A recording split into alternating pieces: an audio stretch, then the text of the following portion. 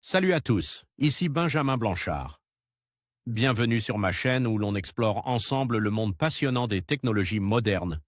Si vous êtes intéressé par les dernières innovations et que vous voulez rester à jour sur ce qui change notre quotidien, pensez à vous abonner. Aujourd'hui, on va plonger dans un sujet incontournable des nouvelles tech. Prêts à découvrir? C'est parti. Bonjour à tous. Dans cette vidéo, je vais vous parler d'une initiative passionnante de Microsoft qui mise sur les piles à hydrogène pour alimenter ses data centers. Nous allons explorer comment cette technologie innovante pourrait transformer l'approvisionnement énergétique de ces infrastructures essentielles, tout en réduisant leur empreinte carbone. Je vous présenterai également quelques chiffres clés et les avantages de cette approche durable. Restez avec moi pour découvrir comment Microsoft se positionne en leader dans la transition énergétique. Aux États-Unis, Microsoft vient d'alimenter une rangée de serveurs de l'un de ses data centers grâce à une pile à combustible à hydrogène durant 48 heures. Les data centers sont considérés comme un véritable fléau pour l'environnement. On estime que leur empreinte carbone est similaire à celle de l'aviation et de l'industrie, avec 2% des émissions. Total de gaz à effet de serre. Ce chiffre devrait exploser à l'avenir. Ainsi, les projections indiquent que le stockage de données pourrait représenter 14% des émissions à l'horizon 2040.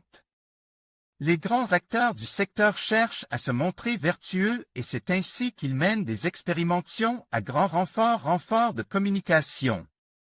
Ainsi, les data centers s'implantent de plus en plus dans les secteurs les plus froids du monde, notamment en Arctique ou encore sous l'eau afin de refroidir les serveurs. De son côté, Microsoft vient d'expérimenter l'alimentation des serveurs de stockage via une pile à combustible. L'expérience s'est tenue dernièrement dans son data center de Salt Lake City dans l'Utah aux États-Unis. Durant 48 heures, une pile à combustible à hydrogène alimente l'intégralité d'une rangée de serveurs.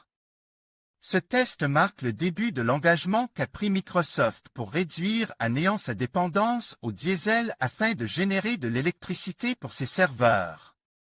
C'est avec cette pile à combustible que Microsoft a réalisé ses expérimentations. Cette technologie pourrait servir à remplacer les groupes électrogènes au diesel des data centers. Microsoft la pile à combustible devient concurrentielle.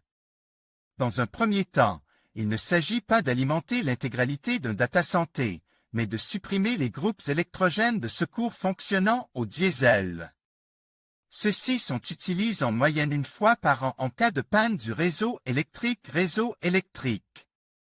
Si Microsoft mise sur cette énergie, c'est parce que le coût de production des piles alimentées par hydrogène a chuté de 75% depuis 2018.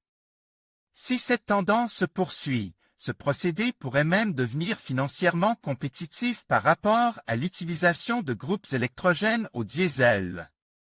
Les engagements vertueux de Microsoft ne viennent pas convaincre pour autant les écologistes qui jugent que la marque cherchait à acheter une bonne conscience.